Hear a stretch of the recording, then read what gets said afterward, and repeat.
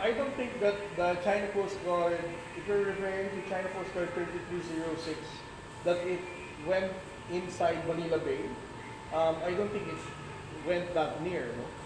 Because if we're going to look at Manila Bay, isa siyang wide opening. So, hindi naman siya nakapasok sa loob ng Manila Bay.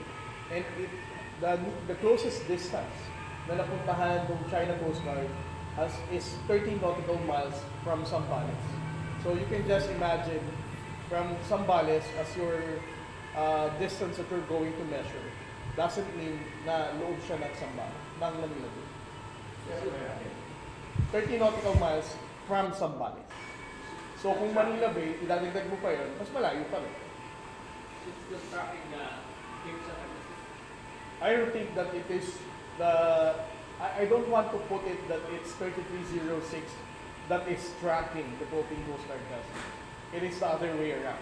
It's BRP Cape San Agustin 4408 that is tracking and shadowing the China Coast Guard vessel. But the Cape San Agustin has a vision to go to India, and it doesn't know what the mission of the Chinese Coast Guard vessel is.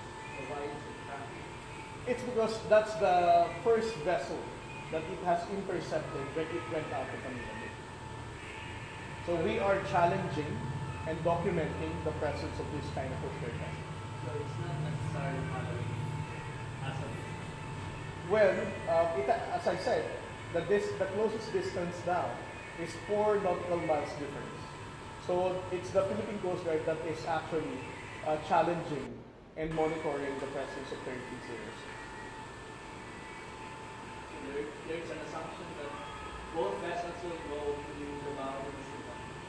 I don't think that would be a safe assumption because, you know, for so many months since January, the China Coast Guard are also being deployed, not just in Bajo de Masinloc, starting this year. They're also trying to normalize their presence off the coast of Zambales and even Pangasinan, and I think even in Ilocos. So that is the reason why we are constantly deploying Coast Guard vessels to make sure that the China Coast Guard will never normalize such deployment in other coastal provinces off the coast of different, you know, Region 1 or any other province. Sir, tama ba kanina yung kasi from P1 or your movement ng CCTV 306, sino yung nakabantay siya sa movement? I don't think that is something that Ray Powell can safely assume. It's because he is just relying on the AIS data that he sees from his monitor. The mere fact that later I'll be showing you the videos and photos that we documented and taken from BRP Cape San Agustin, it would show that the presence of 4408 actually caused 3306 to depart from its location.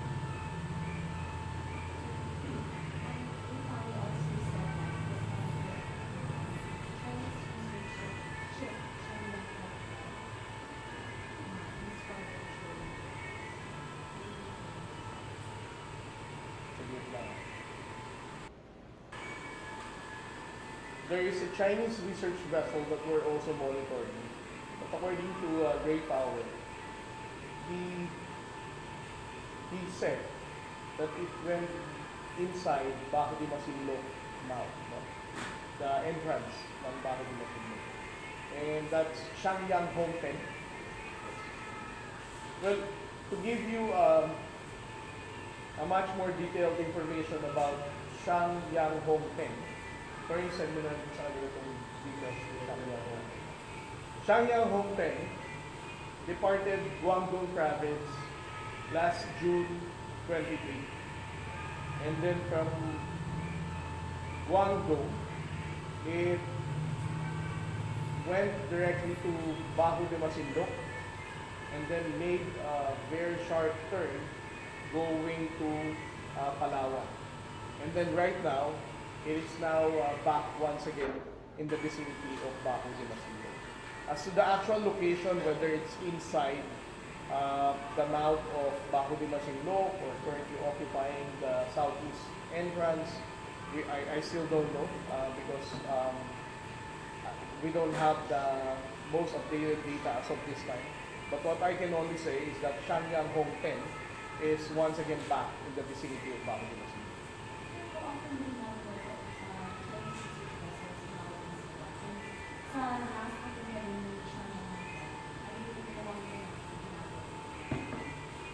Last na tumatanong niya. Anong tanong niya? Nung last time na nandito siya, ano ang ginawa niya? Well, Sasakyang Hong 10 entered the exclusive economic zone of the Philippines last July 25. No? And then it loitered sa Bago de Masinloc for a number of days. But we're not really aware of the activities of Sasakyang Hong 10 when it entered Bago de Masinloc. Kaya. How do you make sense of all of these things happening? Seeing bakit siya naka-update na how do you make sense of what China is trying to do?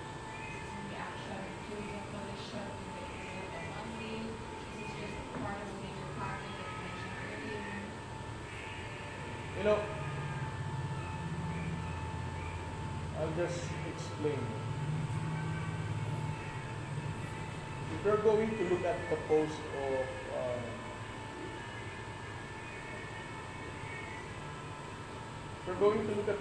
of Ray Powell, the problem is he is actually using Manila Bay, the mouth of Manila Bay, as a point of reference. But in reality, kung titingnan mo naman, malayo naman talaga siya. That's why I keep on mentioning, we always measure it from Bataan or even from Cavite or even Mindoro. Because it's much more rational if you're going to use that as a landmark to measure its location. Secondly, if you're going to use Manila Bay as a point of reference, it will attract so much attention from the public. But in reality, it's not really inside Manila Bay, or it's not that close from Manila Bay. So I'm just clarifying that we should not say that it is near Manila Bay or it's in the mouth of Manila Bay, because there are other provinces that are really close before you use Manila as your point of reference. Sir, ano po ba ang susunod na mangyayari? Nag-over ang plan na Well, first of all, we are going to report that to the National Task Force to the West Philippines. And for any concerned government agencies to take action on it.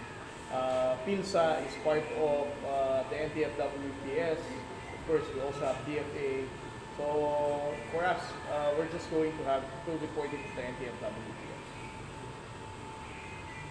Kasi di ba na meron pa po kaya kasi dapat po rin na Well, it is highly possible that some of the debris are still at sea, and